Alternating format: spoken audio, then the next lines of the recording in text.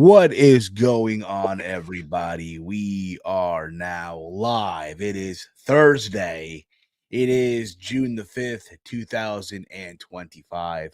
And this is a very special, if you will, edition of S.A.D, something about Dynamite.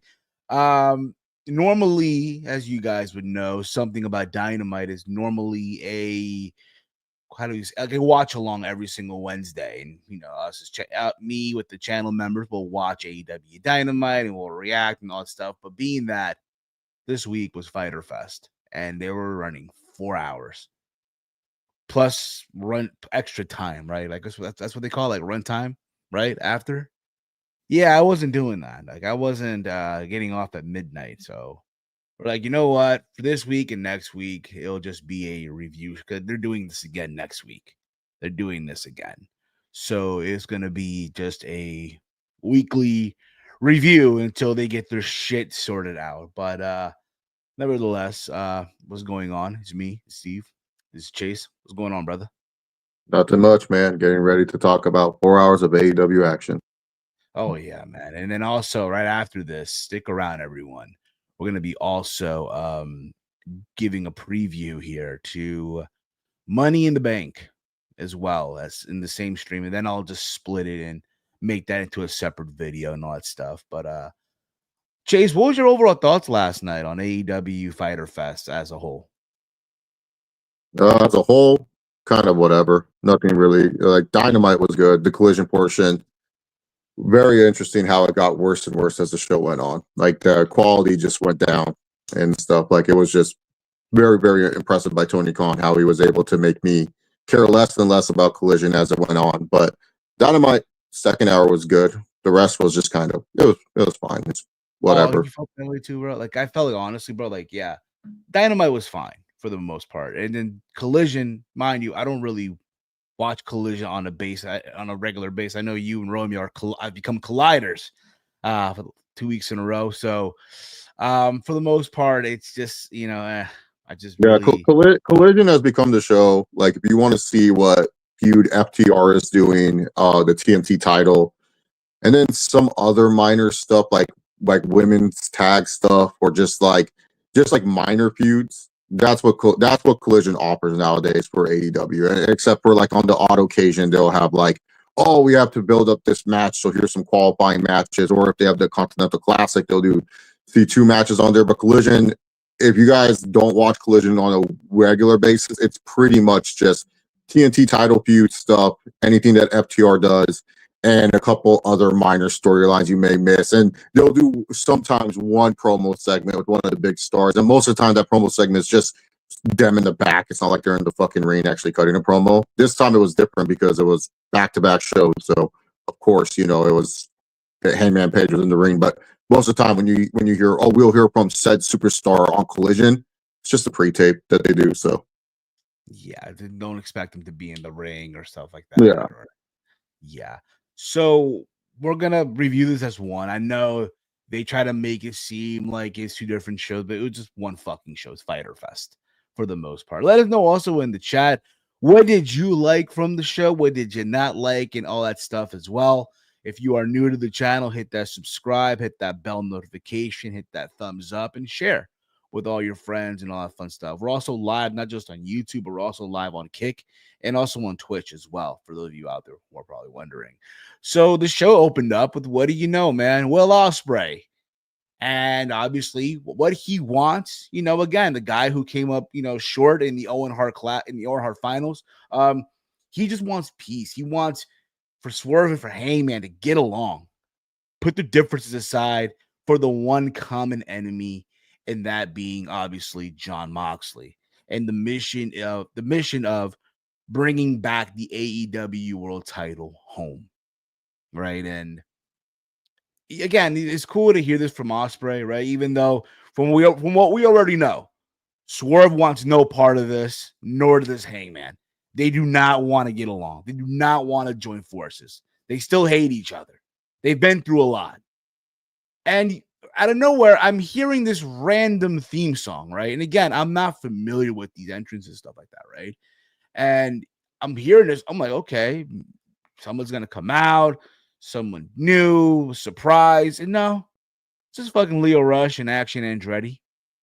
And when that happened, Chase, I don't know about you, but that whole segment just took a nosedive, bro. Took a giant fucking nosedive for my liking. What did you think about that? Yeah, segment was fine from Osprey. He got his mission statement across. He's challenged Swerve to a match, so we know we will get Swerve versus Osprey too. But like Action Andretti and Lio Rush, this is the best we can do. Like I'm fuck, saying, like bro. no, no one from the Death Riders wanted to come out and tell Swerve, tell Osprey to shut up. Like Wheeler Yuta couldn't do this. Like Exactly. Gay Kid couldn't have come out or something to say like, "Oh, you're not going to take this from Moxley. You're just like everyone else." Da, da, da. Yeah, it made no sense. It was it kind of reminded me of like when Jay Uso was like feuding with Grayson Waller and Austin Theory, like about to win the world title. It's like, why the fuck is he feuding with Grayson Waller and Austin Theory? Like these are not the matches that you should be putting with Jay Uso. Like Action Andretti and Leo Rush in the terms of AEW have no significance. So them coming out and then Osprey facing Leo Rush in a match, it's like I don't care that this was going to happen later in the show. Cool for the fans that were in attendance. Oh, cool, you get an Osprey match. But for me as a viewer, and especially if you view it as like one big show, it's like this is not a match that would get me like excited. Like, oh man, Osprey's gonna face Leo Rush. Like, who cares? Like, it is what it is. Yeah, you know what? Again, if this was on the independent somewhere, cool, awesome. You're seeing a cool indie match. But on AEW world, it's like, nah, I'm good, bro. Cool. If you're in the building, you get to see Osprey wrestle and whoop the fucking do. We got the first match of the night. We had John Moxley, the enemy, according to Will Ospreay, the enemy, right? The AEW World Champion versus Mark Briscoe. And this stems because was it last week Briscoe uh tapped out, right, to John Moxley, and he was saying that his kids are now doubting him. His kids are down because he tapped out. And for the most part, this match, again, you're gonna get the usual, someone's gonna bleed, and that was Mark Briscoe. There was a J Driller that was hit that got a near fall. But obviously, when it was all said and done, Moxley did get the win by making Mark Briscoe just pass out via the bulldog choke or the rear naked choke, whatever it was. He pretty, again, was fine for what it was. Your thoughts, Chase? Could have used this match later in the night, to be honest. Like, felt like you could have actually used this as the Collision main event. That would have been a much better main event than what we got from the Collision portion. Moxley once again opens the show, and it's just the usual Moxley plunder. It's just the usual match that you see from him. It's all very choreographed. Mark Briscoe tried his best to get the sympathetic babyface role for the crowd to believe that he could win. But you knew Moxley was winning at the end of the day, and he made Mark Briscoe pass out again with the bulldog choke. So it was fine. It was harmless. It was just to show that, oh, this is why he's our world champion. But once again, I felt that we could have used this definitely later in the night. This would have actually been a good Collision main event or a good, somewhere in the middle Dynamite kind of card opening the show with this. And I felt you could have opened up with one of the Luchador matches or something that you had on the card, like high octane offense type of match. But it was fine. I would have just placed it somewhere else. It was harmless though at the end of the day. Or you know what? Maybe had Will Ospreay out there, already in his wrestling gear, ready to go with Leo Rush. Get that going, but that's neither here or there. So, But yeah, yeah, anything else? Yeah. exactly. From there, we're gonna start off with Mina Shirakawa and Tony Storm versus Sky Blue and Julia Hart. But before that, Mercedes Moné came out and she requested her own table. She requesting her own table, and basically it was a dining table, a little single one, where she got her glass of red wine and a ribeye steak. She was eating steak and drinking wine as she was watching this tag team match go down. And the culinary major in me obviously observed the steak, and yeah, it was pretty dry, bro. No sauce, just dry steak for the most part. The match, for what it was worth, you know, it was fine. Again, for the most part, the chemistry here of Mina and Tony, it's funny for the most part. But when it was all said and done, you just knew going into this that Mina Shirakawa and Toni Storm were going to get the win, which they did.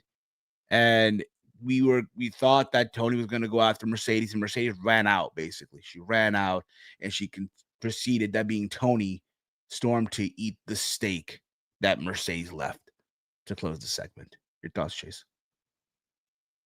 We could have not. We did not need this at all. This was a waste. This was actually a waste of my time. I don't care. Like, Mina's hot, cool. Sky Blue's hot, cool. Julia's cute, cool. Toni Storm's awesome, great. Not needed. It just wasn't needed. I felt could have done much better with the women involved on the show, and that was like a trending topic. People were upset with the women usage on the show. This was something that I would have much rather taken Mercedes Moné wrestling for 9 minutes, even though I know she's going to win, than whatever this tag match was. I did not seem to care about this match whatsoever. I couldn't get into it. And the promise of Mercedes on commentary, but she wasn't on commentary, so she was just kind of hanging out there. It was like, what was the point of that? Like just so Toni Storm can get a comedy bit in of eating the steak? Like, I didn't like, why was it that Mercedes was out there besides for like 2 seconds? I don't know. I felt it was such a miss, in my opinion. You could have done a much better angle or segment here and stuff, but it is what it is. Yeah. But after all this, we did get Will Ospreay, who was backstage with Lexi Nair, and he says that next week it will be Swerve and Ospreay going at it one-on-one. And then we see MJF, and he reminded Ospreay, hey, he couldn't beat Hangman, right? And Heyman and Swerve are animals that you got to let them eat each other apart, right? And Ospreay is thinking about AEW, not himself. And then MJF, because he wanted to throw a dig in there, mentioned Ospreay's son Harry, and that got Ospreay upset. But the Hurt Syndicate showed up, and there was a little stare off between Bobby Lashley and Will Ospreay, maybe hinting something down the road for the most part. But we did get after this, the Hurt Syndicate. They're in the ring, obviously, and they referenced that Bobby used to live in Denver, but now he's a Texas guy. That got people booing because, again, they were in Denver for the show. And MVP basically goes on to say that Lashley and Benjamin are the greatest tag team of all time. And if AEW is where the best wrestle, then where are the contenders for these titles? And this obviously is, again, got people just chanting, no, we hurt people and all that stuff. And obviously, MJF was there too. And he was telling people that they're dumb schmucks, and MJF obviously wants gold as well, right? And for the most part, again, for the most part, how do I put this, right? So MJF pretty much just said he wants the world title back. Yeah. He pretty much just said that, like, unfortunately, he has to wrestle more to get that world title, but he's going to only wrestle the best. And we're going to Mexico in 2 weeks, and people claim Mystico is the best wrestler when that's not the case at all. Because MJF, when he went to Mexico, the first foreigner to sell out that arena, and he's going to embarrass Mystico at Grand Slam Mexico. So pretty much MJF is now going to be starting to wrestle a lot more as the singles guy in the Hurt Syndicate faction, and called out Mystico. This led to Commander and Jet Knight, whatever the fuck that, or Jet Speed, whatever, Speedball Mike Bailey and Kevin the Jet Knight called himself. They come out. For whatever reason, Commander has the microphone first, and he pretty much just says a couple things in English, calls MJF trash in Spanish, and says that he does not have balls to beat Mystico at all at Grand Slam Mexico. Kevin Speedball Mike Bailey said that they were like an international force, which led to Maxwell MVP laughing at that really hysterically. Yeah. Speedball on the mic is just absolutely atrocious. Don't know why. Kevin Knight was the only one that sounded competent on the mic, sounded confident, had a nice little dig in there, and then pretty much said that they want to challenge the Hurt Syndicate. MVP was all like, if you want to challenge the Hurt Syndicate, you got to prove something to us. So tonight, prove something to us. And then they walk away.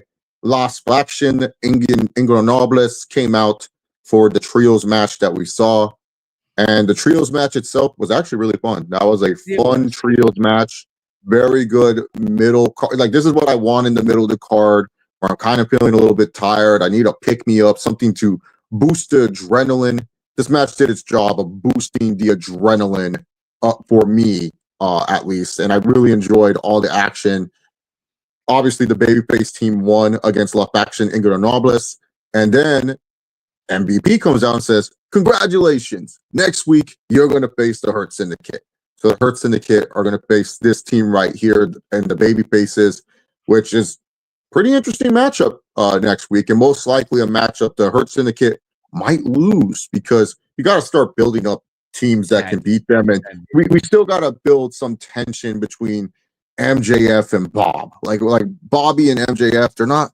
I don't feel like they're both on the same page. Like we'll see a little bit of it where Bobby likes MJF, but then afterwards MJF just does something so small it pisses Bobby off, and Bobby just wants to rip that guy's head off. So I do see some classic miscommunication here, and unfortunately Shelton Benjamin will get pinned. Goodbye. But in my opinion, it would be more impactful, and I love Bobby Lashley, but it'd be more impactful if Bobby Lashley gets a good old schoolboy roll up next week. But I didn't mind any of the Hurt Syndicate stuff, to be honest. The promo went on a little bit too long. MVP kind of messed up when he called Bobby Lashley the gold standard, and he called Shelton Benjamin almighty. I didn't understand trying to get the people don't want to boo these guys. They want to cheer them. Just make them tweeners somehow. Like they're in a weird space, to Hurt Syndicate, because people want to like them, but they're supposed to be a bad guy team. But people like them. But the only thing they hate about the Hurt Syndicate is MJF. MJF is the only person in the Hurt Syndicate where they actually hate this guy. So it's like they're in a weird predicament. And then like the backstage segment with Ospreay, I like that a lot, actually. And then especially like the tease of like Lashley and Ospreay. Like, we don't know when we're gonna get that match, but that was a nice tease, man. And it really showed like how much of a star Lashley looks compared to other people. Like, holy shit. Like probably he made Ospreay look small. Probably something for post All In or maybe All Out for the most part. Why not? All Out, let them go at it for the most part. That'll be fun. From there, we did see the Paragon with Alicia Tude and Daniel Garcia. Yeah, Amco says that they have a mutual dislike for the Don Callis family, and Garcia basically agrees. So that was that. I mean, they challenged the B team of the Don Callis family later tonight. They did, yeah. From there, we also saw Nick Wayne, who's coming back from Japan, wrestling the best of Super Juniors. And Christian, is one of those things where it's like, yeah, I'm proud of you. You wrestled all these matches, but you didn't win, right? You didn't win. And it looked like Nick Wayne was, being a little cocky with it too. And he's like, I'll defend this title. He might be a fighting champion. And Christian said, it'll be a 4-way tonight. It'll be a fatal 4-way. And to see if obviously, if Nick Wayne was up for the challenge. And for the most part, he was, which we'll get into also in a little bit. We did get Max Caster, and he was there, seeing, who can survive with the best wrestler alive. And I will say this, right? For all the time that he was doing that chant that got no pop at all, the fact that he's getting people now to do the chant, good for him. Good for him. But it's a simple chant. Like, it's simple. Like, a lot of wrestlers, they overthink shit. They don't realize the stupidest shit just gets over with wrestling fans. You just got to do stupid shit. Just stupid shit. Like Chad Gable talked about in the interview. Like, he tried everything to get over. But then the thank you got really over. And then he's like, what? That got over after everything that I was trying to do. And it's like, when you just don't think about it and you just do it and it's simple, it works. And Caster, this gimmick is working. It's working. I mean, Powerhouse Hobbs killed him in like less than 5 minutes, but it's actually working very well for Max Caster. He's actually not that horrendous. Like, he's also another guy, you'll mostly see this stuff on Collision and stuff, but he has dabbled a little bit with it on Dynamite. But it works because it's just simple. It's harmless. It's not like it does nothing. It doesn't hurt anyone who does it. It doesn't elevate anyone who does it. It's just good filler. Sometimes you just need that good filler in there, and that's what this is. It's just good filler. Hey, we need to get this guy on the card. We don't know what to do. Just put him with the Max Caster thing. That's fine. We know the crowd will like Caster doing this thing. Caster is good to get beaten up, and like, I've seen people suggest this too. Like, they should have it where Caster actually lasts the 5 minutes and he celebrates like he fucking won the match. And then afterwards he gets his ass kicked and then he still loses the match, but he comes out the next week. He's like, I survived 5 minutes, so I technically won. And then he could just talk about how his record should be this and stuff. So Max Caster's doing a lot of good stuff, to be honest. It's crazy. A lot of people had high hopes for Anthony Bowens. Bowens can't even hear a pin drop when he comes out. Caster, he's doing a great job. So good on Caster. He's doing great work. Yeah, he is. And then obviously he got beat up in 47 seconds by Powerhouse Hobbs. So yeah, good to see Powerhouse once again. But there was that. But again, like we're saying, he's getting his chant over, and that's what's up for the most part. We did get the main event of Dynamite, I guess, the Dynamite portion of Fyter Fest. The Dynamite portion. Mm-hmm. Yes, the Fatal 4-Way. Kenny Omega defending the International Championship against Brody King, Claudio Castagnoli of the Death Riders, and Máscara Dorada. I thought this was a very fun match, obviously. There were moments where each guy in this match could have had oh my God, he could have won, right?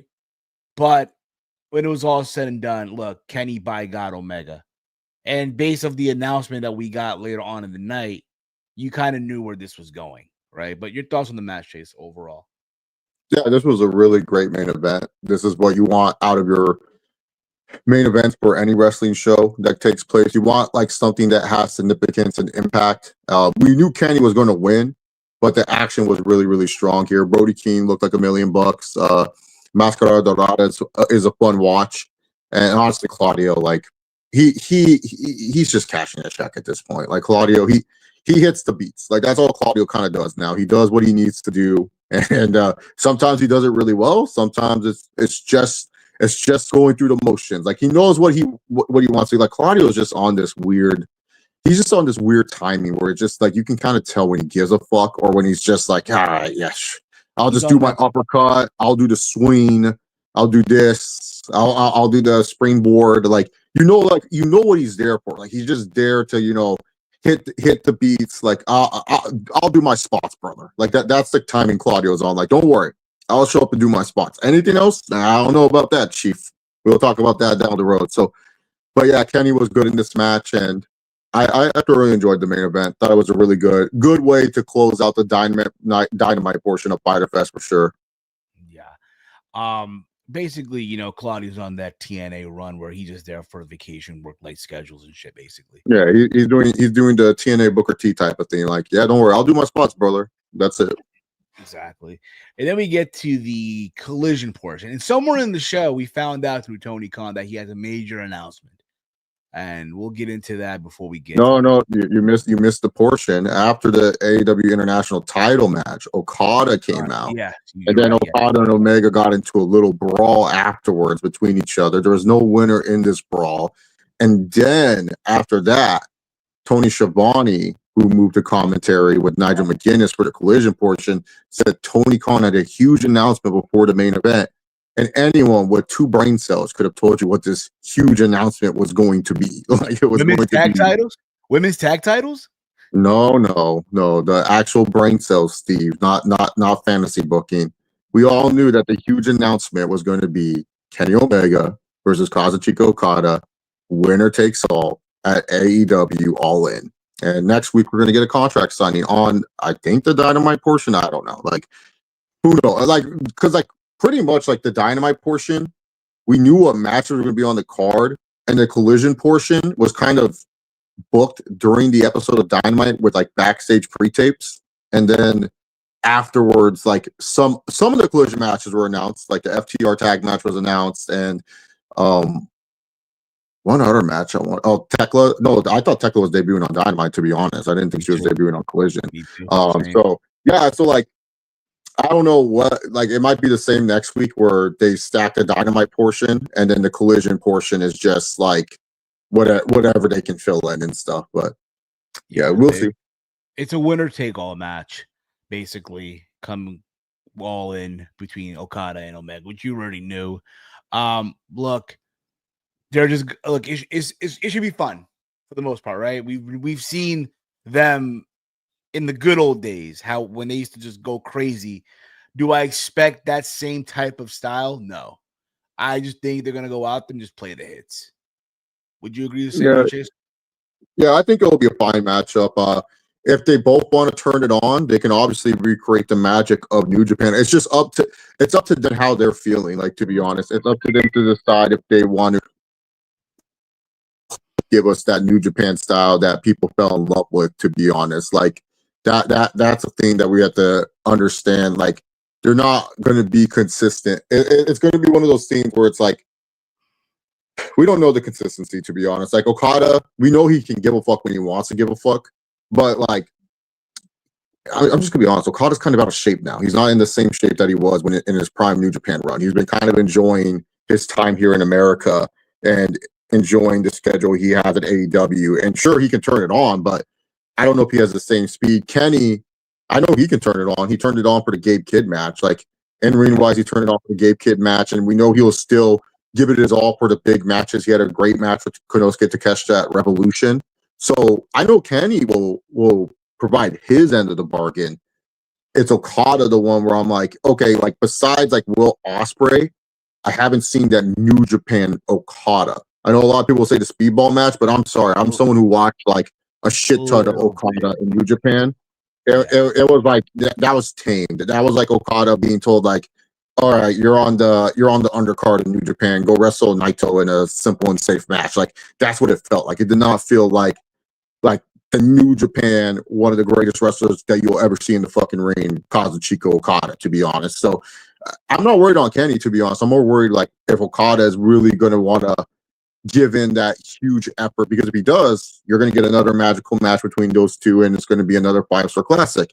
If Okada just goes out there and he plays the hits and Kenny's trying, it will just be, a good 4-star match, a good marquee match on the pay-per-view. Like, there's no way this match is going to be bad. Like, that's a guarantee. No.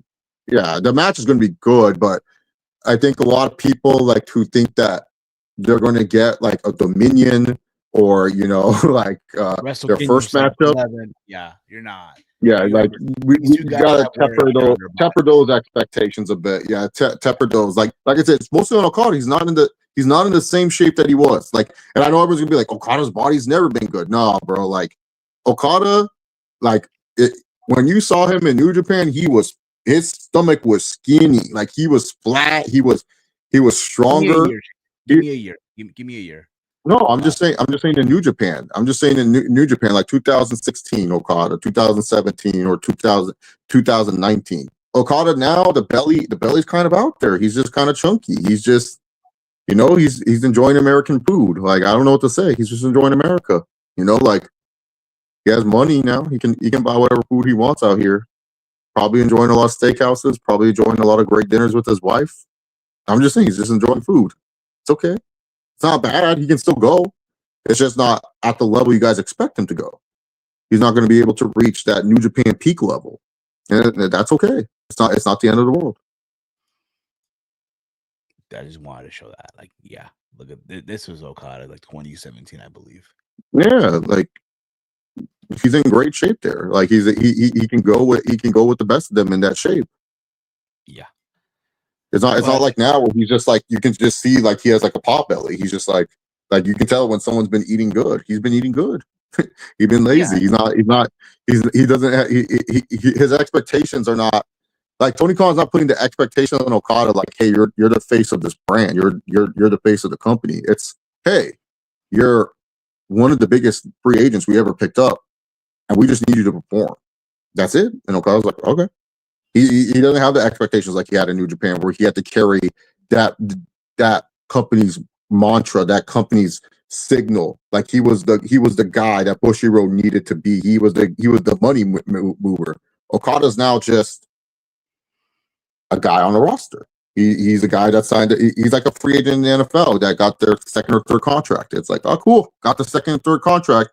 You either try or you're happy and content, and you know that if you play well enough, you're going to get a third contract. Either it's a big payday or it's just, you sign 1-year deals, rain chasing, and Okada's on that timing. He's on the timing of, hey, look, Japanese wrestlers. This is sometimes their plan. Go hard in Japan, and then when you get to America, you chill. You do your thing. It's okay. Shinsuke's been doing it for years. That's so. Yeah, look at it. Yeah, like not to be mean. I'm just telling you, he's just been enjoying America. Like, yeah, like I'm just saying, like I'm not worried about Kenny Omega at all. I know Kenny Omega can tap in when he needs to tap in. So Okada, like besides Ospreay, like Okada barely wants to tap in. And then also too, I don't expect him to tap in because Kenny Omega, his psychopath ass is gonna be like, we're going 30. Okada's looking at him like, fuck. Like how long was that Okada Ospreay Continental Classic? I think it was like a cool 22 minutes. It wasn't even that long, to be honest. Probably so, yeah, something like that. Yeah, you can look it up real quick. Like tell me the time, because I don't even think it was that long. Because I know Okada and Ospreay, they can go for 30 plus minutes, and I didn't feel like that was a 30 plus minute match. It was like 22, 25. Yeah, World's End. Yeah. Norm Moxley has a fatal 4-way. Yeah. Okay. Let me see here. Now that we're bringing this up here. Yeah, because I don't feel like I know. Granted, both those men wrestled matches earlier in the night, so that's why the match was probably short. But I'm talking about in ring wise. That was like the most New Japan Okada I've seen in AEW, like where he tapped in. That was 19 minutes, by the way. Yeah, not even that long. Like Okada gonna look at Kenny and be like 25, 20. We ain't going. I don't go 30 in multi-man matches. The fuck? What are we doing here? Exactly. But we'll see. It's up on Okada. It's up on Okada. Of course. But it should be a fun match. Just don't expect them to go like back in the day.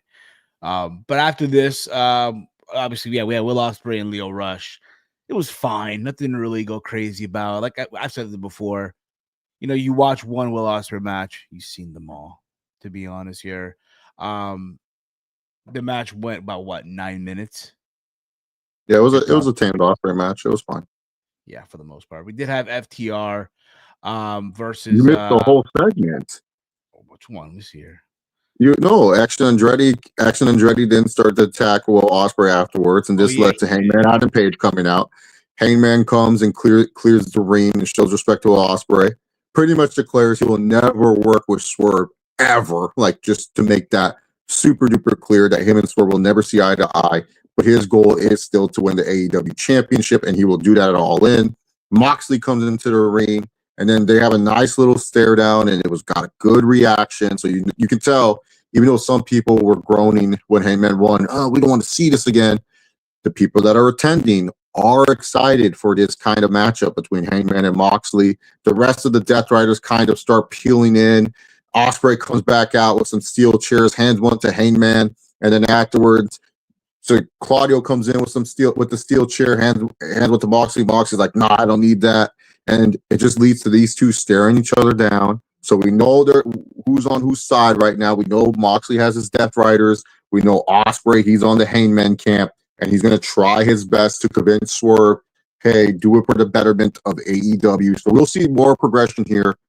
Very, very good stuff. This was nice. This was simple. And like I said, the people that are attending the shows, they're excited for this Hangman and Moxley feud, because unlike Swerve and Moxley, which was kind of like rushed because like the pay-per-views were kind of like super close to each other and stuff, this has a lot more, I guess you could say, people are getting more faith that this is where Moxley's title reign will end. And Hangman has been doing a good job on the microphone to, kind of like sell that he's going to win at All In. So very good stuff.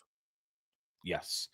After this, though, we did get FTR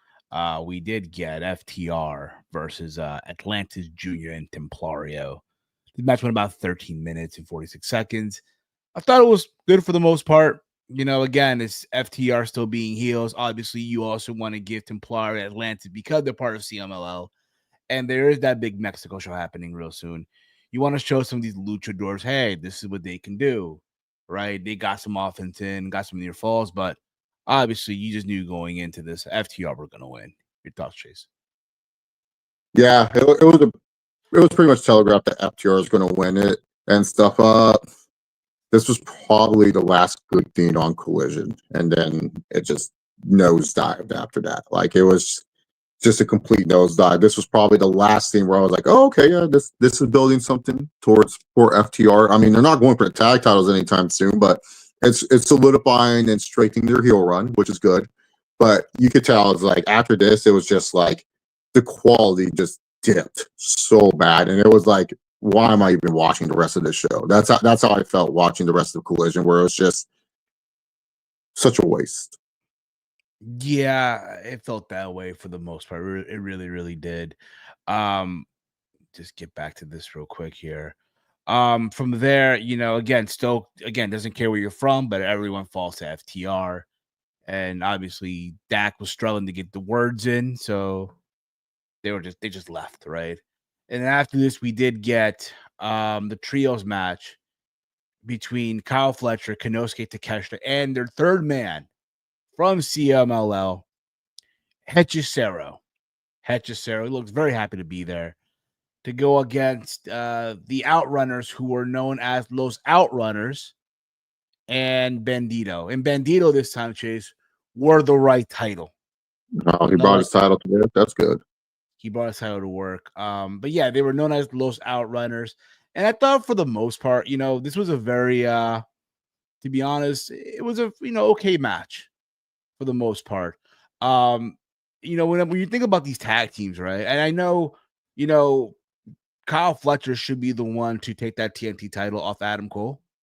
But if you were trying to build tag teams for the meantime for the Hurt Syndicate to go after, right, to go up against, put up Konosuke and Kyle Fletcher. Make them a They're two tag team. heels. You can't do that. He won't do that. That is true. Yeah, that is true. Yeah, I don't know why you even suggest that. That was the worst suggestion you ever made. Fun trios match. It was harmless, but I was so tuned out for this because I was just kind of like, wait, so if Kyle Fletcher's kind of like the guy going after Adam Cole, why isn't he in the main event portion of like shouldn't our boy Job Alexander, shouldn't he be in that one? Shouldn't he be in this trios match and Kyle Fletcher in the main event? Well, I was kind of lost in that one. But then again, this is the DCFA team minus, Hechicero. Hechicero just kind of is aligning. I think Hechicero, he might be the one going for the ROH World title at Grand Slam Mexico. So I think that's why he's in this match. I think. I'm not 100% sure. Yeah, whatever. A match for the sake of it. Takeshita was in it. That's cool. Yeah, it was. It was. From there, they showed a video package of Penelope Ford and Megan Bain. Ford No, and Tekla. Bain. They showed Tekla, bro. Come on. Did they really? Okay. Yeah, they showed the Tekla package. Yeah, they did. Yeah, they showed the Tekla package. Yeah. They showed her highlights from Stardom, right, and the little spider and her supposed attack of Jamie Hayter from last week as well that we didn't get to catch because camera issues and stuff like that. But then after this, they showed the Penelope Ford Megan Bain video, where they're here to remind us that they told Anna Jay to bow down, and there she is. And obviously, all this led to Ty Mello showing up, and I guess just making the save here. And she returned. She returned to make the save, and yeah, cool to see her back for the most part. She's been there like a hot minute for the most Yeah, part. it's been a while. Last time she wrestled was like for Japan. I don't know if it was Stardom, but she wrestled in Japan like in the beginning of this year, and then people thought, oh, she's coming back, and then she just didn't come back. Harley Cameron is shoot injured, so she's going to take some time off, and they're going to now have Ty and all this is doing now is it's going to push these AEW fans that want the women's tag titles. That's all this is doing and stuff, and not here for it. Not here for it whatsoever at all. I don't want women's tag titles. It's not because I hate women's wrestling. It's because women's tag titles are just so hard to book. Not a lot of women want to actually be tag team wrestlers. Like it's like really hard to force two women who want to be single stars to want to be tag team wrestlers. And I just think the quality of the matches are just not needed, to be honest. Like I think women's tag titles, they can work, but it's more in like a devoted women's wrestling company, not in a company where there's a bunch of other stuff. And I honestly think those women's tag titles would just get lost in the shuffle, and they're just shiny pieces of hardware just to keep people happy. Like I'm with this. I'm like this with WWE's women's tag team titles too. It's not just an AEW thing. I just don't think they're needed. If women want to have alliances and they have to wrestle tag matches, sure, go right ahead. But this agenda of pushing women's tag team titles, I don't think we need to push this agenda. I think fans just need to understand that all you're doing is helping Tony Khan give a reason to make more money selling belts online. That's all this is and stuff. But yeah, it would just be like the trios titles, belts just for the sake of having belts, and then give you lazy booking ideas of, oh, we'll put this tag team versus this tag team. That's how the trios titles are. It's just like, I can't name like too many feuds for the trios belts. What, House of Black and Acclaimed? That was like the only one I could think of on top of my head. Most of the other feuds for the and Death Triangle versus the Elite. That's the only two I can think of in the history that those belts have been in existence. Like, yeah, I'm sorry. Like, I just don't see a point of women's tag team titles. It's just a waste. But yeah, I agree. This will just push the agenda even more. Yeah, I mean, look, if you really want to showcase, hey, Tay Mel's back, let her have more matches. Let her get some wins. You know what I mean? Let her, go for the TBS title, even though she won't win it, or the women's title. If you want to do that, go right ahead. I don't know. Just have feuds for the women. Like, you can actually just have the feuds for women, and they don't need to have for belts. It's an issue with both major companies that they don't know how to just have like women feuding for the sake of feuding. It's like almost every women's feud needs to be for the belt or something, like, or a shiny object. Like, they just can't seem to find a way to get the fan bases interested in these two women don't like each other, so these two women want to fight. Like, yeah, it works for the men. How come it can't work for the women? Exactly. After this, though, we did get like, what the fuck are Will Ospreay and Swerve fighting for? They're not fighting for no shiny belt. They just have a personal disagreement. Can work for the women too. And they're gonna settle it, and they're gonna go at it, and hopefully this settles everything. And who knows, maybe this gets Swerve to join in alliance with the Hangman, and but I doubt it. But we'll see. From there, we did get the Fatal 4-Way. We did get Nick Wayne with AR Fox, Lee Johnson, and Sammy Guevara. What are your thoughts on this match, Chase, for this Fatal 4-Way?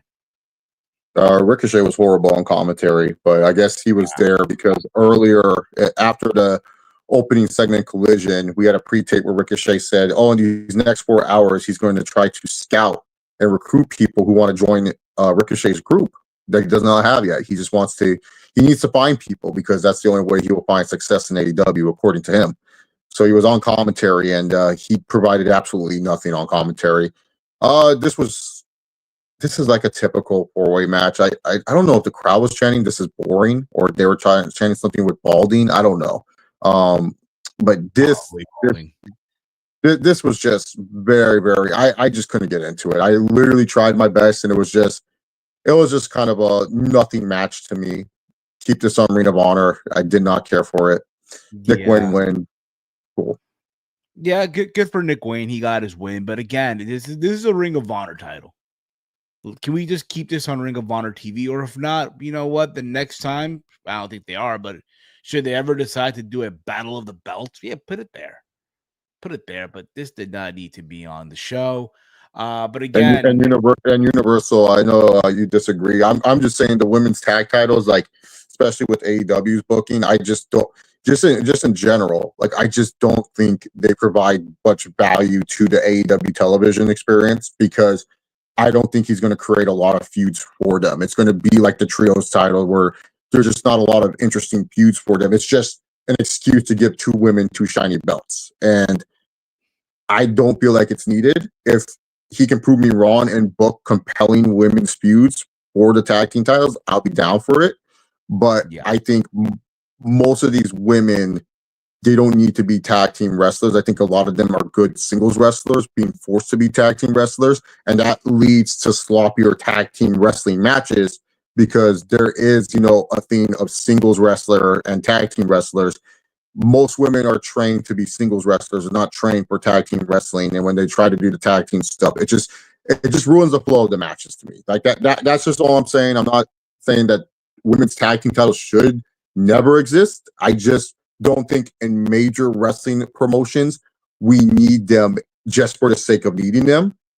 All women's promotions, absolutely, yeah, because you have to have different divisions. Yeah, that's fine by me and a bunch of different women's divisions. But and mainstream wrestling promotions, I just don't think women's tag titles do anything besides let's just give a shiny belt to someone so they can have something to hold to look important. That's how I feel. That's how I feel WWE treats their women's tag team titles, where it's just like they're doing it. They did it with Bianca last year. They're doing it now with Liv Morgan, where it's like these women are stars, but we need something to make them look important. Here's a shiny belt. And so that way they hold shiny belt wherever they go. Shiny belt looks good on them. They look good with shiny belt. That's all it is. What is Liv and Raquel doing as tag team champions, building up feuds for those tag team titles? Nada. Like Kyrie Sane just beat them both, and it's not like and now we have to assume that she's going to get a tag team title match, but it's not like her and Io are going to have this great tag team feud with Liv and Raquel. It's just she just so happened to beat the two women's tag team champions, so she has to go face them, right? Like that. That's my thing. That's my opinion, Universal. I'm not against women's tag team wrestling. It's just I just think the style is just, especially for women who make it to the mainstream, it just doesn't work. It just doesn't work.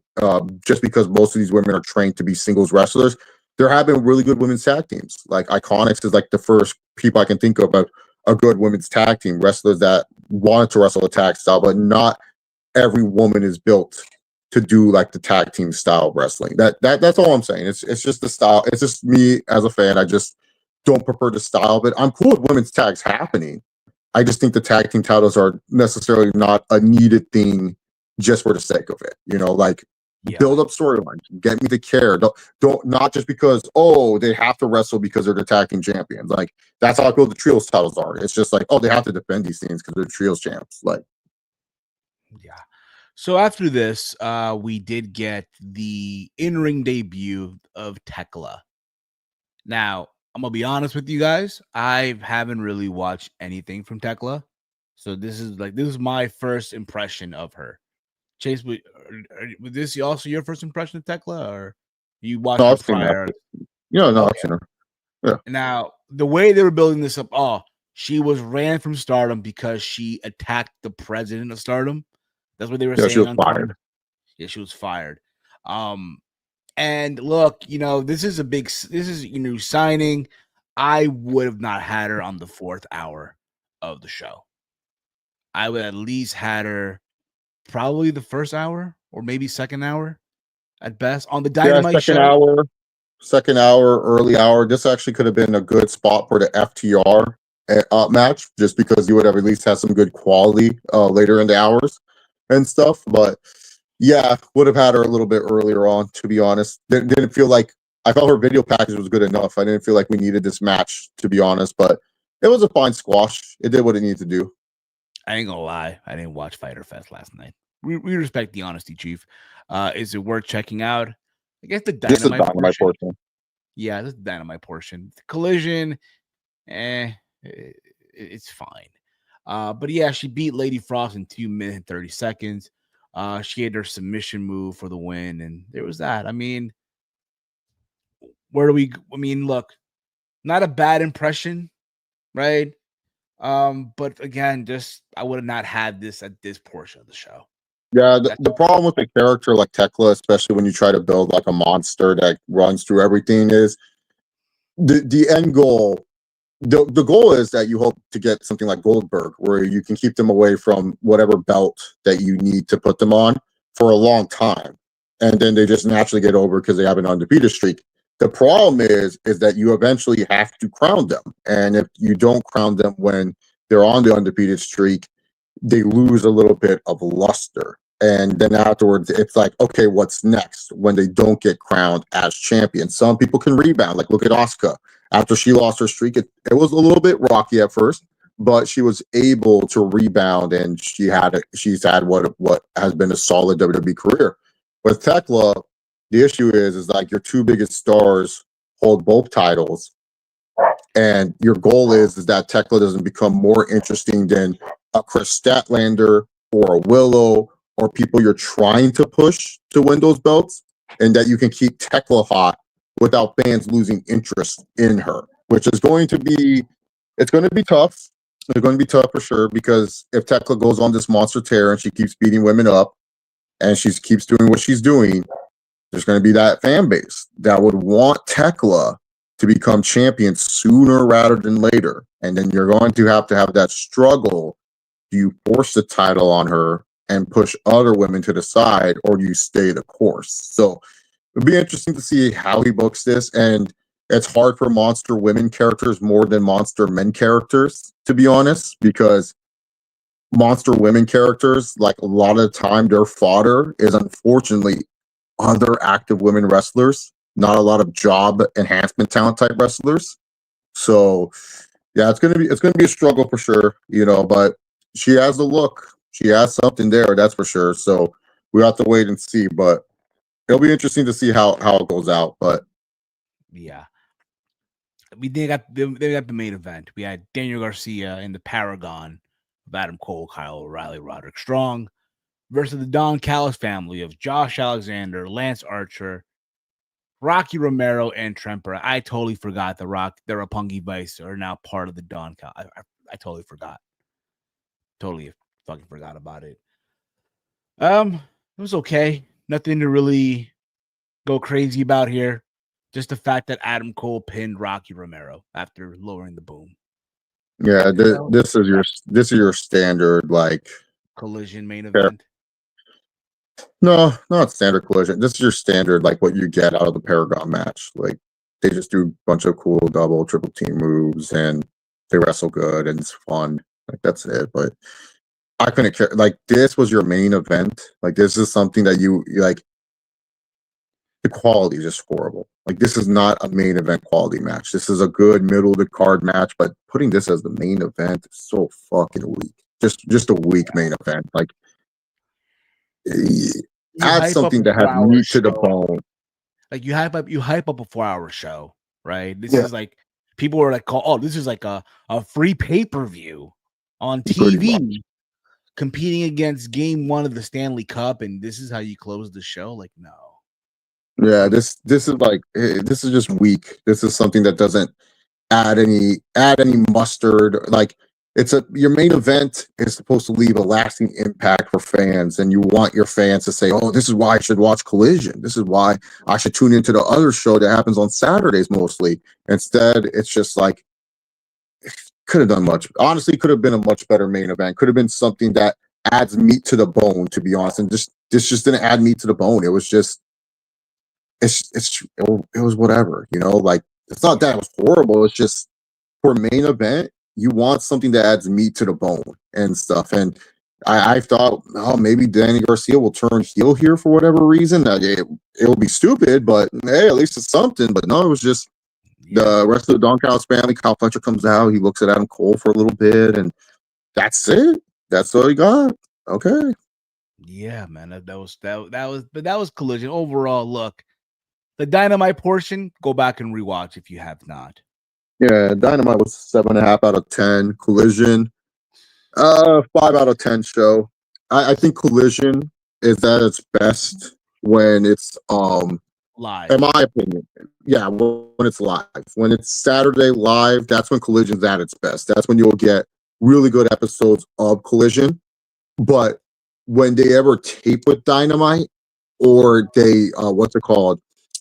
Do this like where they have like these 4 hour specials, that's when you see the worst of Collision, where Collision isn't as good and you can tell that the crowd is tired or everything like that. So Yeah, so Romeo did post a chat in our group chat, by the way. And then I know, look, we um, haven't done this in a while. what, Normal.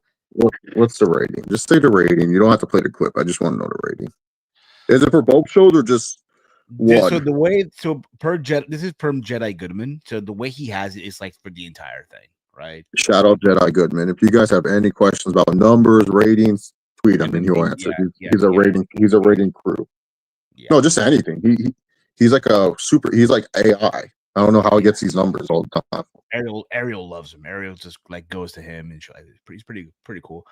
So Dynamite last night did mind this is the 4 hour show. 4 hours, right?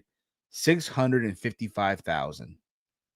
So they're up from last week. Last week they were 636,000. Last year, same week, 790,000. So this is only the TBS viewership. Just keep that in mind, right? Now, NXT did No, I want 600. to hear I want to hear Collision. I don't care about NXT. Well, no, that's how they have it. They don't have the collision portion of Oh, the rating. They okay. just have it like as this for 4 hours, basically. So there you go. Yeah. Anywho, let's get into Money in the Bank, shall we? Let's get I'd be interested to see how many people dropped off after Dynamite. That's for sure. That's why I want to know the collision numbers. I want to know how many people actually stayed to watch the full 4 hours, or they just tapped out afterwards and they were just like, "Fuck this, we ain't watching no collision." Because yeah, it was rough. Summer blockbuster. Probably gonna be the same thing and stuff. yeah. Yeah. So now let's get into Money in the Bank. You like the background, Baba Chase? Very LA like. I try my best. Yeah, yeah. The night of LA. Yeah, Yeah, there you good, go. good, good showing. Thank you. Appreciate it, brother. So there's only 4 matches on the show. 4 matches Oh on my the god, show. he downsized. I'm pretty sure by tomorrow there'll be another match announced.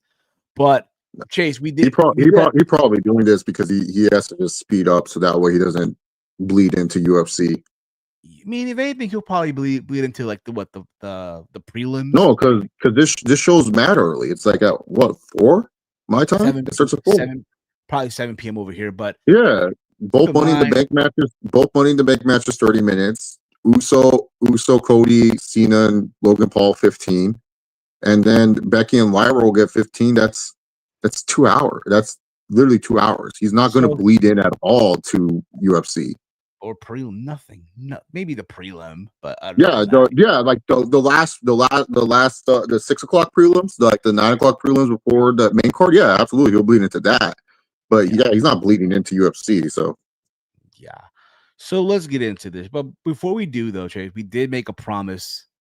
On Steve, on was it what was it on Raw no, Rundown? not this guy again. Yeah. So, guys, even though he has a big game today, joining us for the predictions, Tyrese. Hey, what's up, y'all? Yeah, man, this is gonna be my pre-game hype right here. Talking some WWE. What's Stanley kept it 2 Collision? million. Stanley kept it 2 million viewers. Yeah, man, we're gonna blow that out tonight, Romeo. That's for sure. Me and the Thunder. You Okay. guys see So, that video of the corgi dog? no. Chase, have you? Well, well, the corgi dog. It's not predicted anything wrong in the playoffs. And you know what his predictions were? Let me guess. Pacers in 6. You're right, Steve. Pacers in 6. Oh All man, right. Cool review. See y'all later on. No, it ran Romeo away. No. what? What's wrong with Romeo? Why he leaving, man? Romeo, you don't have to leave, man. It's all right. You can stay. Okay. Okay. So, are you excited for Money in the Bank?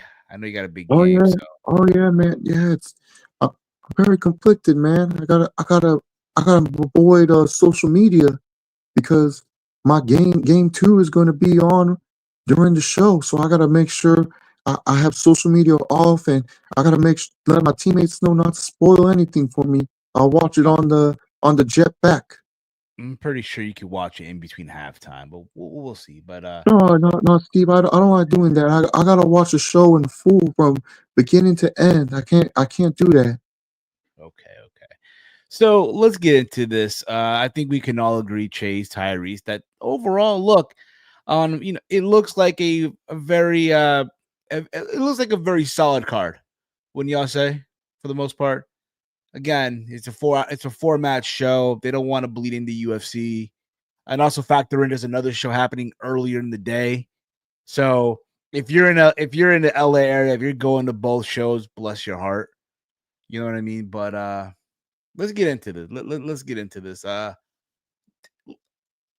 I get the feeling this might open the show, but we're gonna start here with the women's Money in the Bank. We have Stephanie Vacker, Alexa Bliss, Roxanne Perez, Naomi, Rhea Ripley, and Julia opening things up here. And this is already, I said this, was it on Raw Rundown? This is the most stacked women's Money in the Bank ladder match that I've seen. This is incredible. I'm trying to also get the odds here for those of you out there who might want to, wager a thing or two. So Yeah, Money in the Bank too. A lot of times the underdogs do win. It's not always a guarantee that it's like someone who is like the favorite. So yeah, if you see an underdog you like and you think they're gonna win, don't be afraid to put like $10 on that on Bet Online or my bookie, whichever one you like to use when it comes to WWE betting. yes. So let me get this. There you go. Money in the Bank. It's loading up right now. It's loading up here. But here we go. Um for the women, so right now as we speak, Naomi's a minus 280, Stephanie Vaquer is a plus 900, Rhea Ripley is a plus 300, Alexa Bliss plus 950, Roxanne Perez a plus 650, and Julia is a plus 1,000. Um, I think the two look, it's gonna be crazy for the most part, right? I think the two favorites for me is Naomi and Roxanne Perez in this. Um, who I think will be like the star of this match that are gonna go crazy with the ladders and do some crazy ass move is probably gonna be Julia. Yeah, She'll probably be like, I think Julia's gonna shine in this match. I think she's gonna be the highlight. Like this is gonna be like, especially for those who've been doubting her recently. It's like this is gonna be the match where it's like, oh yeah, dude, this Julia, she fucking good. yes, indeed. Chief writes here, the women's ladder match is the only match I actually am hyped for. For the rest of the card, not so much. Romeo writes here, real winning is so boring. Yeah, Yeah, and I just overpowered. It's like giving Thanos with an Infinity Gauntlet another one. She don't need no Money in the Bank. So I think we can cross off Rhea as one of the potential winners. She's just here for the star power. They just need a little bit. Like her and Alexa are really just here for star power. Like that's why they're here. It's just the fact that they're both big names that will get big reactions and help elevate the other women in this match. And of course, to Rhea, you have to do the usual. She's also the litmus test.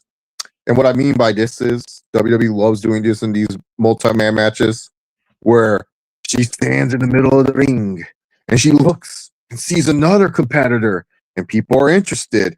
And then they look at each other and you see if the crowd reacts, and then you say to yourself, there's something there. They're excited for that. So that's what Rhea's here for. She's just there so that way she can stare at Julia and Stephanie and see like, oh, okay, let's see how over these two women are. I, the minute her and Stephanie lock eyes, that place will go fucking oh bananas. bro, it's gonna be It's insane. over like Rover with those two women. That crowd will go hyped the minute like La Primera does something, and she's gonna have that face. She's gonna smile, lick her lips, and then Rhea, she's gonna be smiling too. And then they'll look at each other. The fans are gonna go crazy, thinking, "Oh, they're gonna go at it," and then Roxanne and Naomi separated, and then it's like boo, and then it's just Oh like, yeah. come on, you were not giving away the Rhea and Stephanie Vaquer exchange here. Like, get out of here with that. Exactly. Now, we could also see, because if you've noticed right on Raw, Roxanne Perez has been helping out Finn Balor. She's tried to help out Raquel Rodriguez and obviously Alexa, Liv Morgan. Maybe we could see Liv Morgan get involved in this match. Maybe by accident cost Roxanne the briefcase. That could be the possibility, right? But as far as the winner goes, honestly, I'm gonna go with Naomi on this one. What about you, Chase? Yeah, yeah. I'm gonna have two different predictions because it's based off of just how Triple H likes to book. He has either a quick cash in person or the person that will hold the briefcase long term and stuff. And it's just also based off the men as well. So my overall prediction is Naomi. My quick person cash in is Naomi, and my long term briefcase holder is Roxanne. Like that's my predictions for this match. Like if Roxanne wins, she ain't cashing in anytime soon. She is just there with the Money in the Bank as a plot device to move the Judgment Day storyline forward.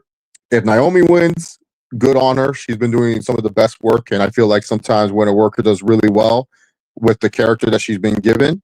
I feel they should be awarded. Naomi definitely should be awarded this briefcase. She would make a hell of a heel world champion for them, which I think would be good for the SmackDown Women's Division.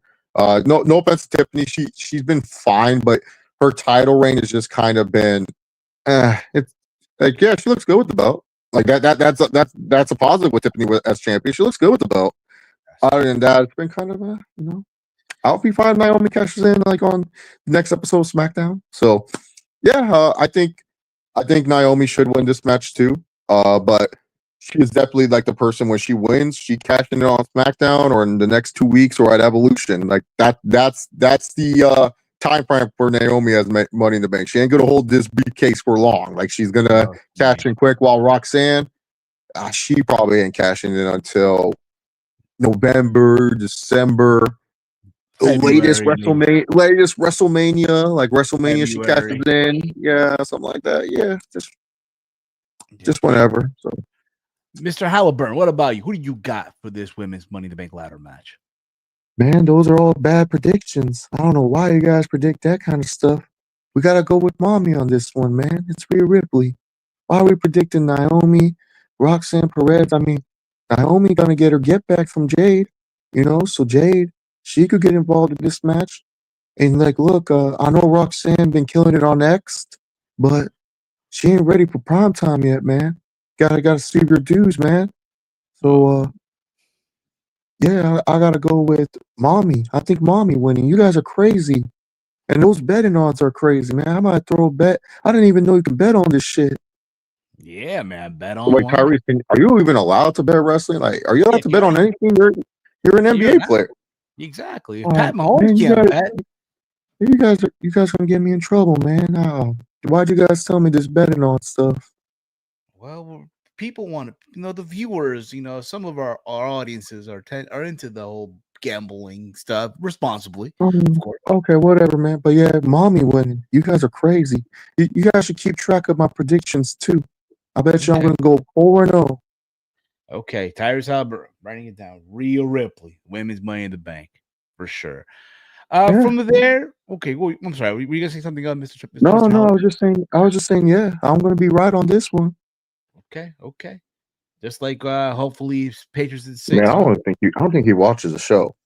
I don't think. Oh, You I'll know, be watching, man. I know someone. I watch every week. I know someone who does, but he's No, not no. here Hey, right hey, man. Hey, I'm trying to talk. I'm trying to talk, man. You're just trying to over talk me, man. That's not cool. Anyways, I watched the show, and I know that Rhea wants her belt back, and the Money in the Bank is a way for her to get her belt back. now. Okay. Fair enough.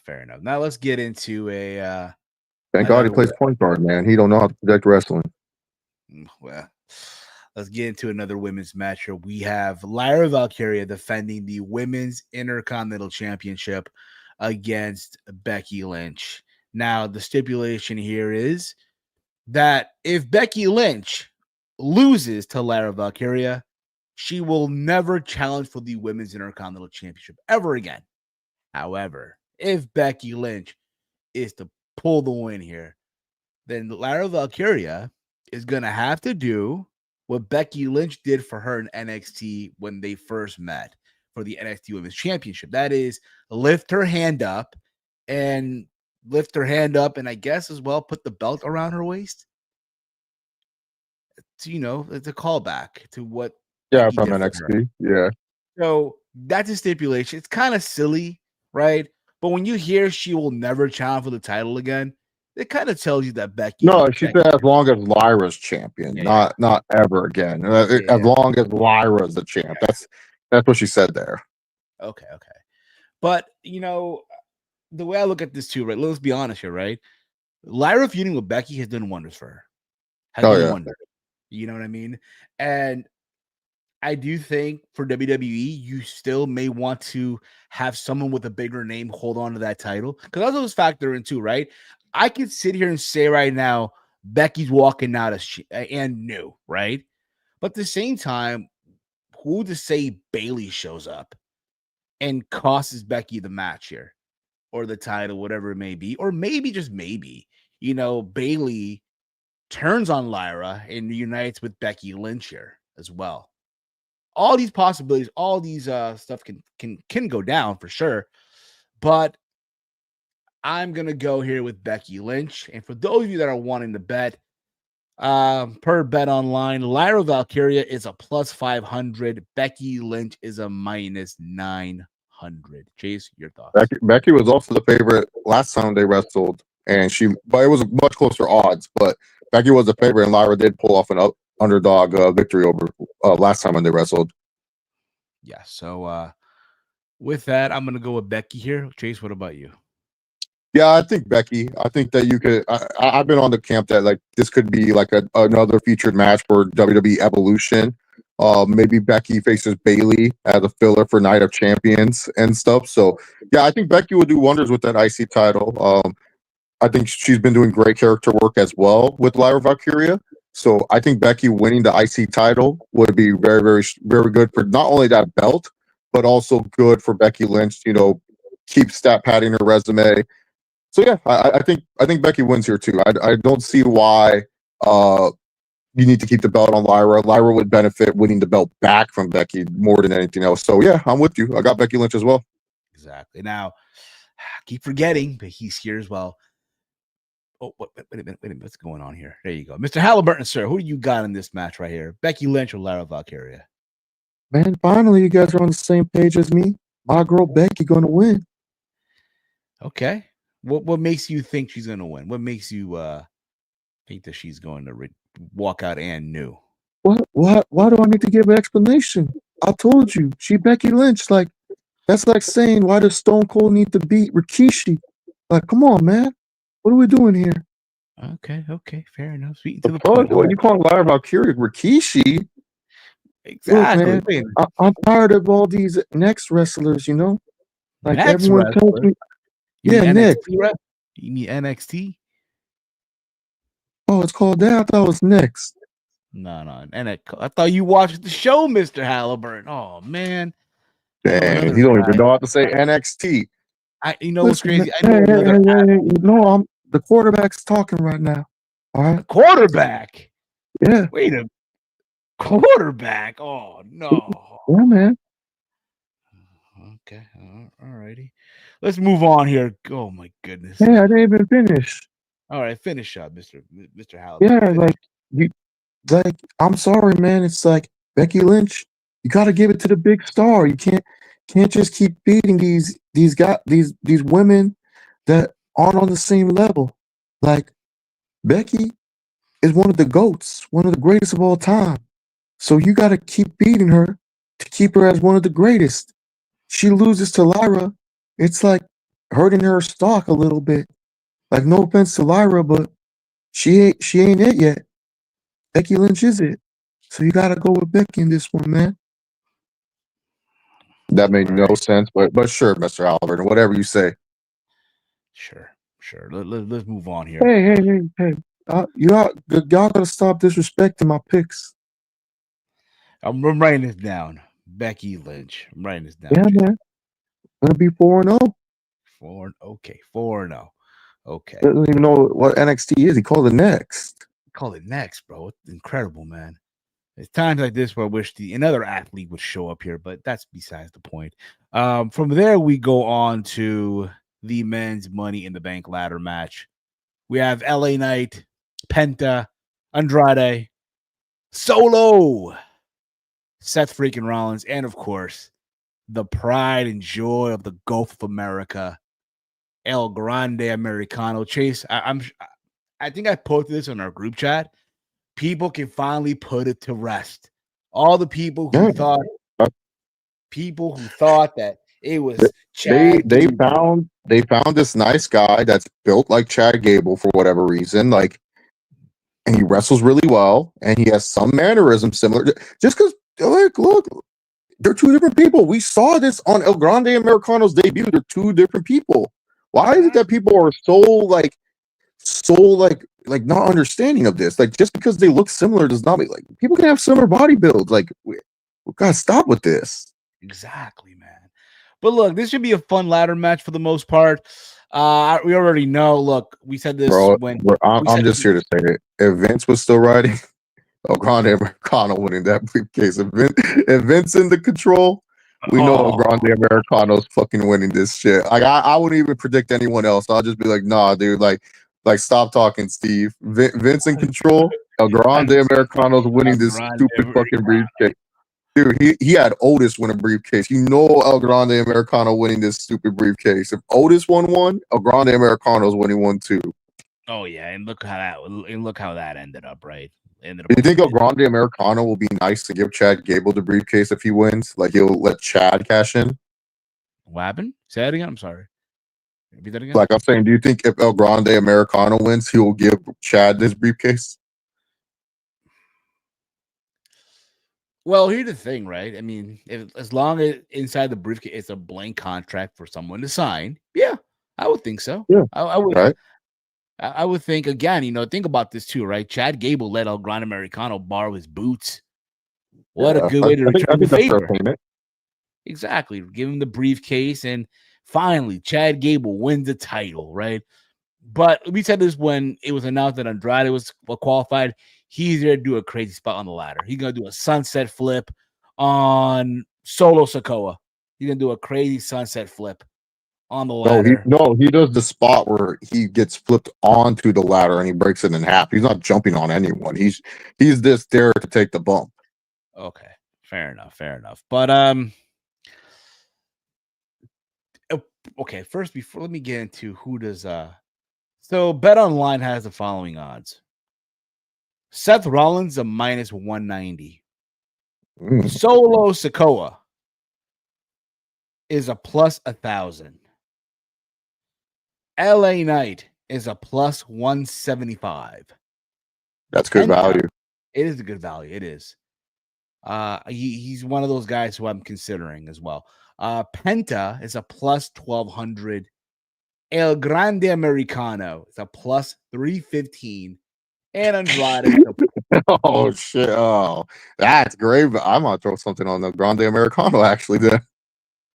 And Andrade is a plus 4,000. To me, it's between three people, right? plus 4,000. They say you have no chance to win. You have no chance, brother. Dude, you only get those odds in the Royal Rumble. What the fuck? I would think at least plus 1,000 for respect. They say disrespect, bro. They say he has no shot. Plus 4,000. Bro, that's some Royal Rumble ass odds. That's what you get for being in the Rumble, which makes more sense. There's 29 other motherfuckers. There's only 6. Out of the 6, they say you have no chance of winning. Not even like a generous plus 1,500. Like they're telling you, if you want to be broke, put money on.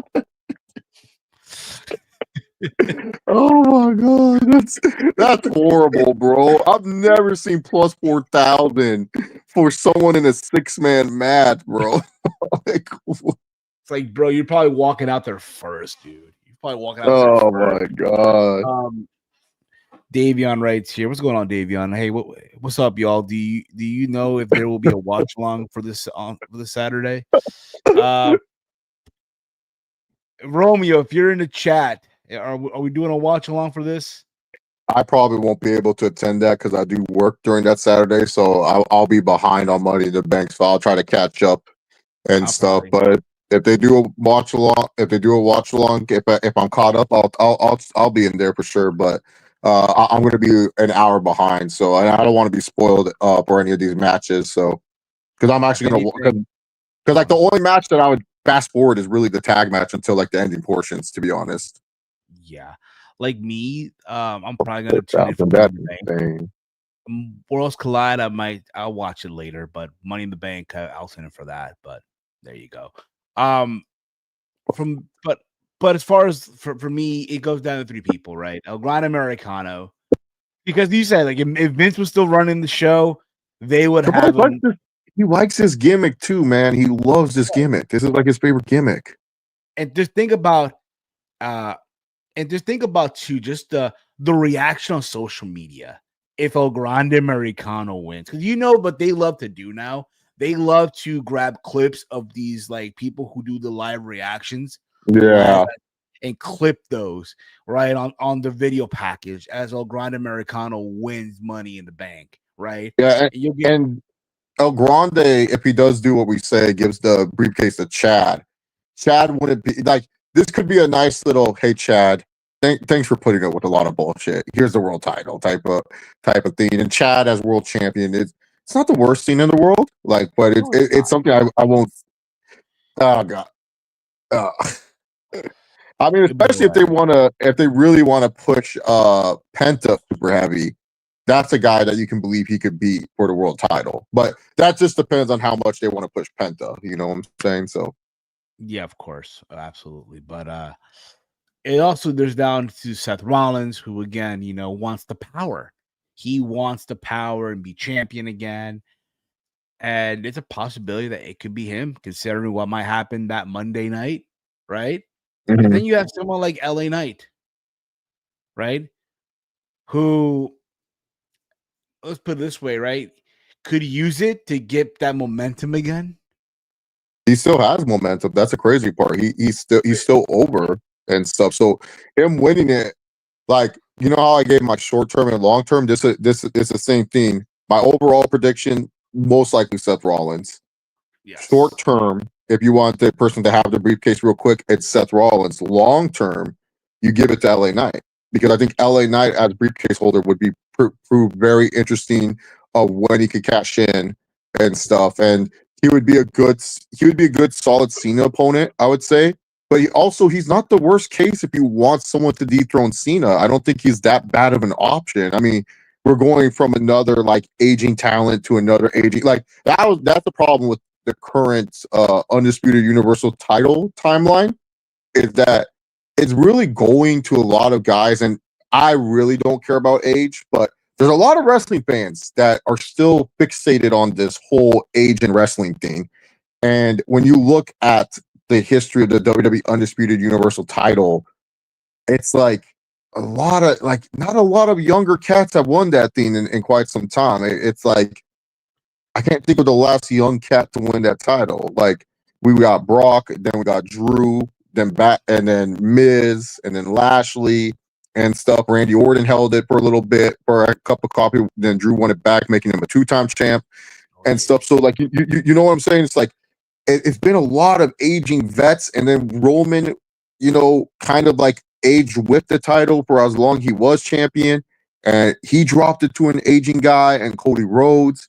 Cody Rhodes dropped it to a guy who's retiring this year in Cena. And so then afterwards, it's like, oh, that'd be Brandon Brown. That happened. I'd be so pissed. What a way. But there were some random reports. Triple H doesn't like the Money in the Bank. So I could see that too. Like I could actually see that, sadly, which I don't want.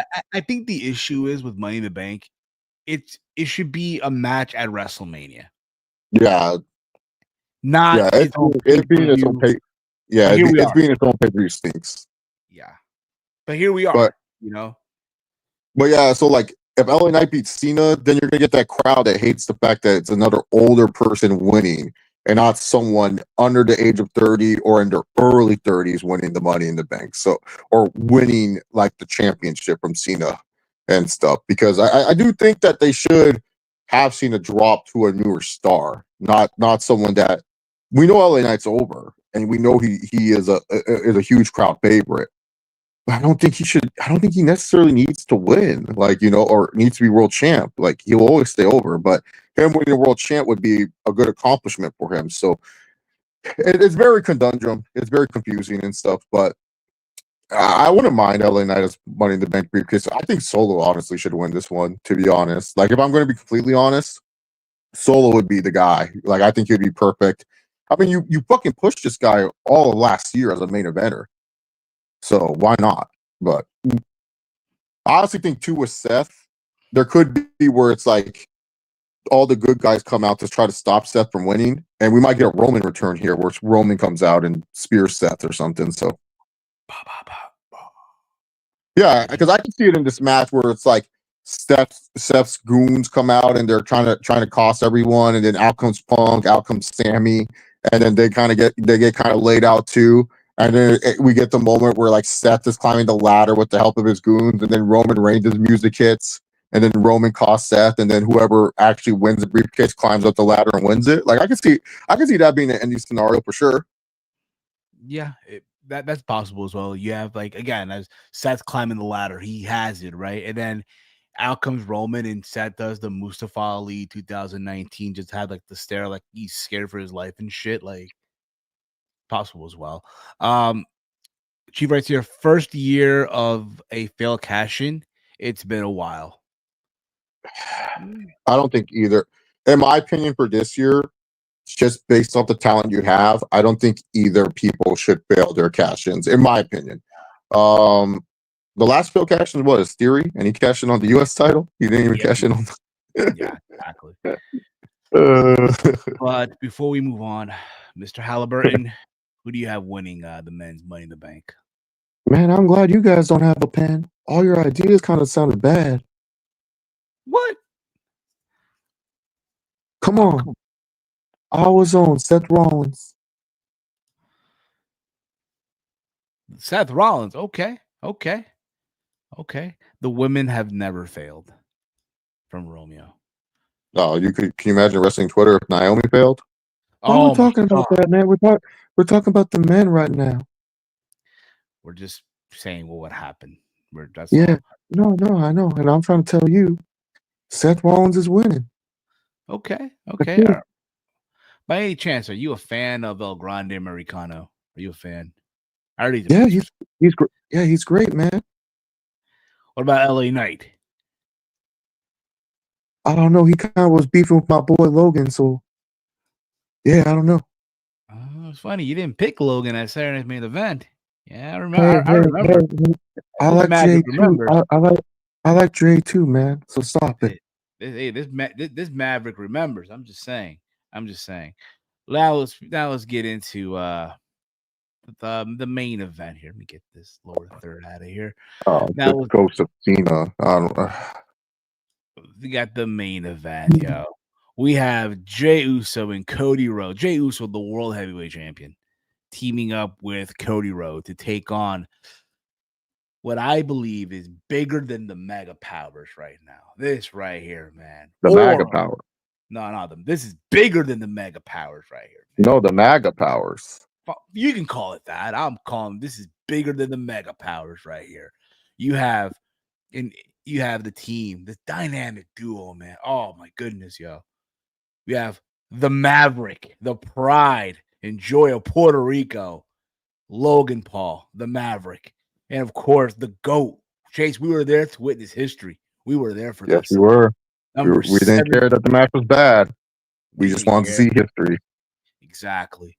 The reigning and defending undisputed champion of the world, John Cena, teaming up, man. Oh my goodness, bro. Oh my goodness. So much aura here, bro. So much fucking aura. See, Cody's back, right? He wants Cena. The question too is also not forget Jey Uso has a lot on his plate, a lot going on right now. He has this to deal with. He has Seth Rollins and his goons to deal with. And then Monday, he has a big title defense against Gunther. So all this shit that he's balancing right now, right? I wish Gunther could be on commentary for this match. That'd be fucking hilarious. Me too, bro. Just on commentary, just sitting there, not ordering a steak, just sipping on wine or some shit, right? Or sipping on, or having Logan trying to give him a prime. Have Logan trying to give him a prime. Yeah, he's just like talking shit about everyone. He's like saying like, "See, this is why Jay's gonna lose to me on Monday and stuff." Yeah, exactly. Also, add like a distraction for Jay because like he can't focus on the match, and Cody's like, "Come on, Jay, focus, I need you," and all that other stuff. Yeah.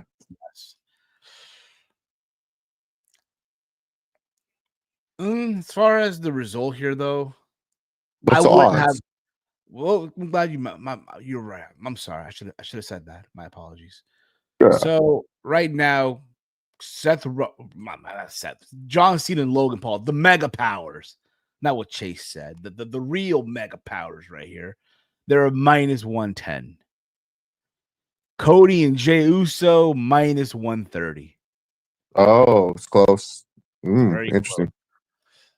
I'll be honest here. I wouldn't. I'd end this in a no contest.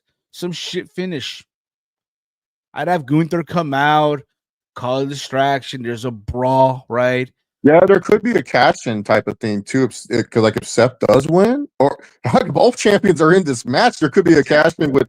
Yeah. So yeah, there could be something like that. I can see where you're saying with that. Yeah, especially with both guys in the match, like that could actually be a really funny moment. The Money in the Bank comes in, and he has to decide which one did he cash in on, Cena or Jay. And you have Rollins to think about it for a second. Who does he want to pin? Yeah. He's like, Oh, maybe instead of Roman, like Rollins comes out. And he comes out during this match, and then he has the Money in the Bank, and he's debating on which one he's going to cash in on. Cena could like roll out in the ring, and he's just like, screw it, and then he goes to try to cash in on Jay, and then that's where Roman comes in, and then Roman can come out and cost Seth like the cash in there. Maybe that's where the failed cash in does happen. Like Seth actually does cash in during this match and stuff, and then Roman comes out and costs the match. Like, yeah, anything could happen. Yeah, I could see that actually, Steve. I could actually see a non-finish because I don't think like it's hard because you can't really have can't have Logan keep lose a match here. You can't. No, look, my And guy. then you don't want Cody or Cena to like eat a pin right now, right? Yeah. So and it's again, interesting. look, the Maverick has been professional as it is already. You just can't have him taking losses after loss. No, you can just hell no. That's where I put the foot down. But I do predict a shit finish. Like Rollins comes out, Roman comes out, and who knows? Maybe after this at SummerSlam we get a 6-person tag. Who knows, right? On one of the nights, we'll see. But Chase, and maybe you might have a different opinion, and maybe you want to chime in with something else.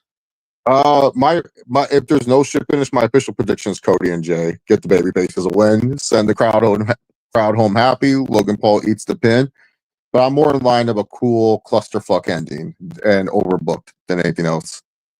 Travis Scott appearance here. Oh yeah. No, yeah, that song will enter my brainwaves again. Great. Or what I what wanted. if? Or what if John Cena pins Jey Uso, and down the road, John has a win over Jay, so he also wants that title as well. Well, who knows if Jay's going to be world champ? So we'll have to wait and see. Exactly.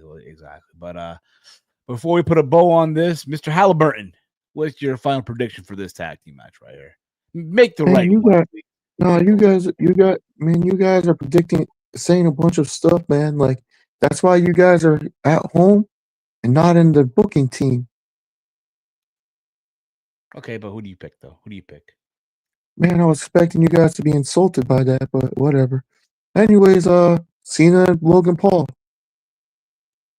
Hey man, finally we can agree on something. Good, man. You learned your lesson from. Oh, you learned your lesson. You just copied my homework. No. I remember. I heard the interview you did with Pat McAfee on Raw. You chose Jey Uso over Logan Paul. I remember. This Maverick remembers. Just saying. All right, On the debate. All right, Mr. Halliburton. I know you got a big game coming up. Want to wish you good luck, and hopefully your prediction comes true. Hey man.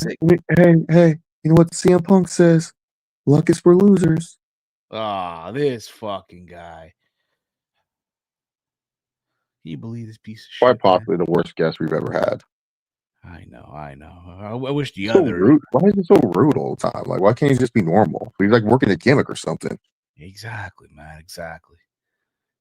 But that's basically at least with Mahomes is natural. Like he's just him. Like he just comes on and rambles about something. Exactly. Absolutely. Why do you put his picture up? He's not here. And I'm just setting an example. What team is Triple H going to represent? We didn't even get that. Oh, let's He's going to tell us. All right, we're back on the sad setup here. Well, he's not gonna answer through the sad set. I got you. I got us. The hell is this? There you go. Hey, now he'll answer. Let me hit him up here. It's ringing. Boop. Mr. Levesque, are you there? Steve, why are you bugging me, man? I got a lot of things here in LA right now. The WWE Superstore, we just sold out of everything in the Superstore, and we're trying to pack it back up. Chase, I didn't see you at the Superstore. Where were you, man? Oh, Triple H. You know what, Triple H? I'll go tomorrow. Yeah, you don't want to miss out on the exclusive merchandise. You gonna buy the belt? Sure. Awesome. Can't wait to take your money. Oh, well, Mr. Levesque, pardon the interruption. I know, I know you have a busy weekend Yeah, ahead. super busy, Steve. Got 2 shows on Saturday. Exactly. Yes. In a show, how to do 4 hours of wrestling correctly. Well, yes. Oh, But why'd you take a dig at Tony? Why? What was that for? No, I'm just saying that I just show how to do 4 hours of wrestling. What's wrong with what I said? nothing wrong. You made a valid point, Mr. No, I think you took a dig at Tony there for a second, but well, it's all right. Thankfully, Tony's not here. There's no interruption. Yeah, you know, kind of sad that his pay-per-view, that 4-hour show, more people are watching when you guys are talking about me and WWE. It's crazy. Yeah. But Is isn't this stream the S.A.D review? Yeah, but we're also Yeah. People say, oh, they're on upswing and we're not on fire. Okay. Well, Mr. Levesque, the reason why we're I'm seeing the chat, I'm seeing the numbers, just saying. I know we are aware, but the But reason we're why an equal opportunity wrestling channel, Triple H show. We review both shows. Yeah, no. I'm just stating an observation. Yes, but Mr. What did you Levesque, get on the AEW payroll, Chase? I am an unbiased, harsh critic, Triple H, for both companies. Same here. But Mr. Levesque, sir, but No, Steve, you're definitely not. You're definitely not. No, fine, touche. But the reason why we're contacting you on this busy weekend is that on the Raw rundown, Pat Mahomes and Tyrese Halliburton were going at it back. Guys. Yeah, your guys. Yeah, they were arguing back and forth. Oh, wow. They settled that on the next ATP gaming, they will have a War Games match, Team Tyrese versus Team Mahomes. And Tyrese Halliburton was saying that you would be on his team. He was bragging about it. Chase can attest to this too. Yeah, he was very proud, said you guys are on a first name basis. He calls you Paul, says that Pat Mahomes isn't as close. And yeah, it was pretty heated, Triple H. Wow. That's insane. So again, we just wanted to ask, if would you come out of retirement to be part of Team Halliburton? What do you mean? I'm the champion of your fucking league. We know, but still, it's been a while. You know what I mean? Actually, Triple H, Donald Trump's the champion. You lost the belt, remember? Yeah, that's true. Yeah. Oh, yeah. Well, you know what we mean. I know you got a busy week ahead of you, and it'll be real busy soon as we're on the road to SummerSlam. Would you be part of Team Halliburton in the War Games? I know he's probably listening right now. What are the team? It's a team. What is? So we don't know. So he was saying you would be on it. You would be on his team. So we just want to keep racing again. Well, it's Team Halliburton versus Team Patrick Mahomes. Oh wow.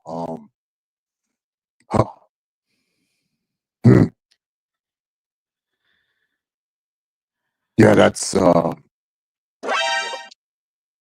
dang, he don't know what team he wants to be on. He don't want to piss off either of them. Oh, you know, what are you doing, Tyrese? What are you doing here, Tyrese? Hey man, hey you guys are Paul, man. Come on, you know you want to be on my team. Come on. No, Tyrese. That's not the issue. I just don't want to seem like I'm playing any favoritism towards 2 guys that I respect and competitors. Oh man, come on, don't let me down. Think about it. It'd be you, me, HBK. Come on, DX inside the War Games. We'll find one other dude.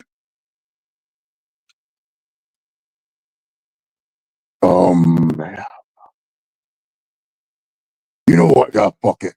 Yeah, I'll be on Team Halliburton. You're Team Halliburton. Okay. Wow. Hey man, what the fuck? What the Patrick Mahomes? What are you? Oh man. Hey, Triple H, what the hell is this, man? Hey man, I told you, Paul on my side. Yeah, I'm sorry, Pat. Look, you didn't invite me to any games. Halliburton got me courtside seats, so gotta go with them. Oh man, whatever. You're not invited to Arrowhead, that's for sure. You know what? Fuck you. I don't even need you, Triple H. You know what I'm gonna do? This is my team. I'm gonna say my team fucking right now. Gonna be me, Chase, Steve, and my arch rival Romeo against you, DX, and whoever else you fucking find. Okay. Oh, well, Pat, you know I don't do war games, man. They're doing one, damn it. I guess. I guess so too. Yeah, about to suit Did up. you even ask Romeo this? He don't need to be yes. He's on my fucking team. I'm gonna prove that I can carry a bunch of bums to beat What? the superpowers. Oh no! What the fuck is this? I'm a former Steve's a former champ. Yeah, I'm a former champ. champion. I beat you in a hardcore match. The fuck is this shit? Romeo beat you. What the hell is this? Romeo was like, "Oh shit." Yeah, man. That's my team right there. So find a fourth person. It won't matter who your fourth person is. Tyrese, I actually got a fourth guy. Oh yeah? Is he a big deal? Yeah, man. He's currently undefeated in ATP gaming. Oh fuck. Oh man. Don't tell me you're gonna trust me on this, Halliburton. You might be afraid of him.